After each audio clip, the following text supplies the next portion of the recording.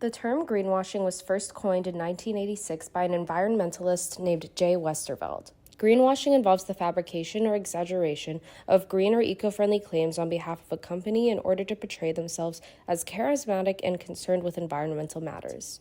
In a 2013 study titled Greenwashing, Green Trust, the Mediation Effects of Green Consumer Confusion and Green Perceived Risk, researchers confirmed 5 of their hypotheses on the relationships between greenwashing, green trust, green consumer confusion, and green perceived risk. What was extracted from these findings was that the use of greenwashing is an impediment to progress and sustainability as it deters consumers from being able to differentiate reliable sources in green marketing from companies who greenwash.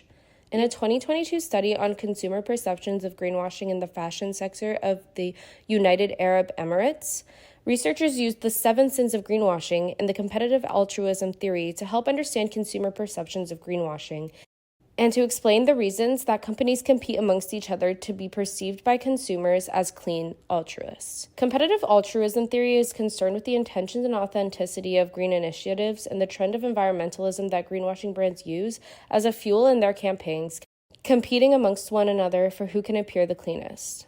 The 7 sins of greenwashing include the following. Number 1, sin of hidden trade-off, using misleading language to disguise the reality of the manufacturing. Sin of no proof. Sin of vagueness. Sin of worshipping false labels. Promotion of company products as green by using fake third-party endorsement or empty eco-labels. Sin of irrelevance. Sin of lesser of two evils. Attempts to distract consumers from the negative attributes of a product by using prefixes such as organic, eco, or green. And finally, sin of fibbing, the fabrication of environmental claims. Researchers found that consumers believe that fast fashion firms take advantage of the general lack of consumer awareness, that existing green initiatives from fast fashion brands are ambiguous, that brands use celebrity endorsements to improve their images, and that overall there is a lack of data to confirm the true greenness of these campaigns. There has been a rise of skeptical and ethical consumers who do not blindly succumb to or accept falsified corporate, social, or environmental responsibility initiatives, recognizing them as self-serving and greedy rather than altruistic. In 2022, Rebecca Capelli embarked on a journey to understand the impacts of the animal skins trade in the fashion industry in her exploratory documentary, Slay. According to the film, Slay, leather is the most common animal material in the fashion industry. According to the Sustainable Apparel Coalition, leather has one of the worst environmental impacts on the planet, more so than synthetic leathers and polyester. The fur industry claims that faux fur is unsustainable and chemical and plastic-based, positioning animal fur as sustainable, biodegradable, and natural. But compared to synthetic faux fur, animal fur produces 7.5 times more emissions, and 1.5 billion animals are skinned for leather each year. While the discourse around the animal skins trade has been long and ongoing, the film's focus on the fashion industry specifically provides better ethical awareness for fashion consumers globally. This increased ethical awareness has developed a category of textiles enticing to ethical consumers referred to as vegan materials, with specific interest in vegan leather. In one study done in 2020 on ethical awareness, researchers had noticed a growing skepticism and critical attitude towards the use of animal materials amongst consumers. The research found that consumers have started to relate concepts like animal rights and abuse directly with leather products in the leather industry. However, as consumer interest in the environment increased, the interest in vegan materials such as fake fur and fake leather has instead decreased. It is clear that vegan material is still in confrontation with environmental issues, and this environmental confusion of vegan fashion affects its ethical identity. This green confusion is in part due to the data battle between real animal skins and synthetic animal skins, each side attempting to protect their businesses, not the environment. The Higg Index was created in 2011 by a handful of global fashion firms such as Walmart and Patagonia as a rating system to measure the environmental footprints of brands. Inadequate data was being used to justify the claims that synthetic materials, often labeled as vegan, were more environmentally desirable than real leather, fur, and wool. As expected, both sides argued in favor of the textile, which they themselves produced more of. And while the production of real animal skins and other animal materials has decreased, a rise in vegan leather, typically made from polyurethane, has maintained a higher rating in the Higg Index than real leather. This begs the question, are fashion giants just reframing plastic as environmental? In 2022, Woolmark, an Australian wool group, launched a campaign asking, "Do you know where your clothes come from? Would you wear plastic?" with the tagline, "Wear wool, not fossil fuel." Quick to respond to this ad was filmmaker Rebecca Capelli herself, who claimed this provided a confusing and false narrative, stating, "It's kind of textbook, something you see across the fur, leather, and wool industry to attack synthetic fibers. That doesn't make what they are promoting magically good and ethical." As mentioned, competitive altruism and providing the cleanest image of one's brand has become increasingly important to consumers in the fashion industry. The race by innovators to substitute animal-based leather with vegan leather that is biodegradable and eco-friendly has been undergoing for some time.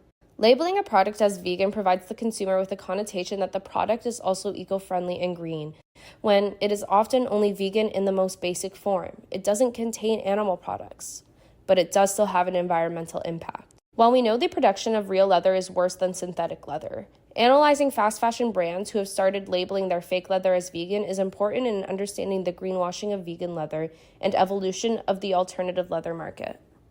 To explore the vagueness, traceability, and any sins of greenwashing that vegan leather products and brands may be committing, I decided to review the ethical and sustainability claims and the level of transparency from two separate brands with two different price points, using the sins of greenwashing as they apply. Call It Spring is a multi-billion-dollar shoe company operating under the Aldo Group, selling fast fashion styles at low costs. On their website, Call It Spring provides an ethical sourcing page containing information about the Aldo Group, including a statement on their modern slavery and ethical sourcing policies, information on factory monitoring, factory engagement, and multi-stakeholder collaboration. In their factory monitoring section, they list some of the company's main accomplishments that are seemingly informative but simultaneously vague, such as, in 2018, a total of 338 audits were conducted, from which 71% were semi-announced.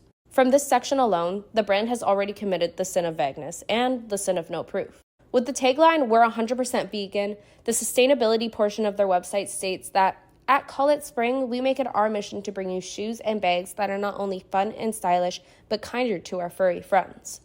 Following this is a statement of their PETA certification, which is renewed annually, and additional steps they undertake to ensure their vegan compliance. Here, they commit the sin of worshiping false labels. Although PETA is a reputable organization, a product can be vegan in its most literal sense without being as green as the company is attempting to appear. Call It Spring implements a technology called BED or bed foam into their shoes, a layer of insole padding that they claim is sustainable and vegan and made from 30% post-consumer waste. Here they are committing the sin of vagueness, the sin of no proof, and potentially the sin of hidden trade-offs, marketing a supposed sustainable technology that uses post-consumer waste, the source of which is not detailed whatsoever. Additionally, the parent company of Call It Spring, the Aldo Group, has a CSR brochure that they publish annually. In the 2022 copy, they provide an impact plan they've set out to accomplish between 2023 to 2030. In the section Low Impact Materials for a Sustainable Future, examples they consider low impact include water-based polyurethane, Global Recycle Standards certified recycled materials, and post-consumer waste.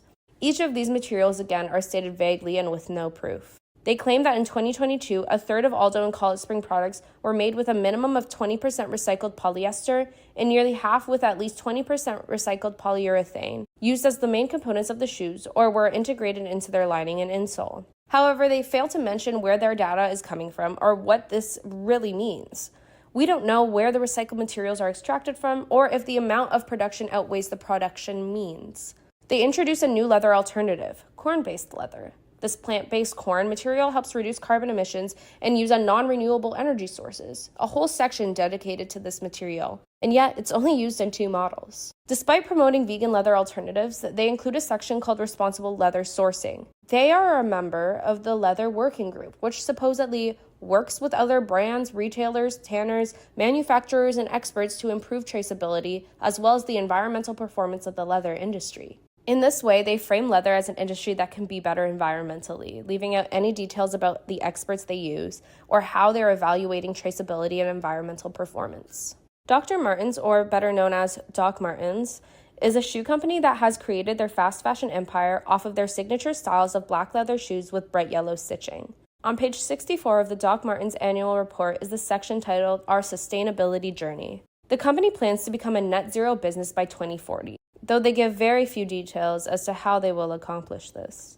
They removed non-recyclable plastic foam dividers in 35% of the AW23 footwear volume. They invested in a leading recycled leather producer to support industry-wide adoption of innovative and circular materials, though the producer is not mentioned anywhere. And the company aims to have an environmental certification standard to all Tier 1 suppliers by 2025, to have 100% of their footwear be made from undefined sustainable materials by 2040, and to have 100% leather traceability in all countries of production by 2024. 87% of which they currently deem as traceable, though my research cannot seem to find exactly where their leather comes from. The report has a lack of transparency on their current environmental status. The sins of vagueness, hidden trade-offs, and no proof are all exemplified within this annual report. Vague and deceptive, both Collett Spring and Doc Martens commit several sins of greenwashing. In the game of vegan leather, both companies are likely to cause green confusion amongst consumers, as they brand these vegan leather products as both animalist and connotatively sustainable, when there's no evidence of the latter. The problem is not just the greenwashing of vegan leather, but the lack of traceability and research to clear green confusion and provide vegan and clean alternatives.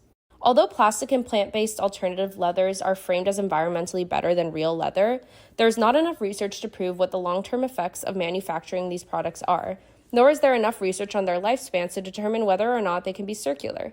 Since most vegan leathers contain a plastic called polyurethane, as demonstrated in the Collett Spring and Doc Martens cases, it is normal for the ethical consumer to be concerned and confused about the shedding of microplastics, durability, and compostability of vegan leathers. As stated in an article on the Business of Fashion website called The Debrief, Is Vegan Leather Better?, writers Lauren Sherman and Sarah Kent say plastic is a dirty word, but the material is so useful it's hard to replace in fashion. Listed on the Collective Fashion Justice website are several types of leather alternatives that are both vegan and biodegradable, such as miriam, cork, mycelium, mango waste leather, pineapple leaf leather, tree kind, cactus, and so on. While these options seem satisfactory, only time and research will be able to tell if vegan leather is truly as sustainable as it sounds, or if it's even possible to mass produce a textile and as eco-friendly as a way as we wish.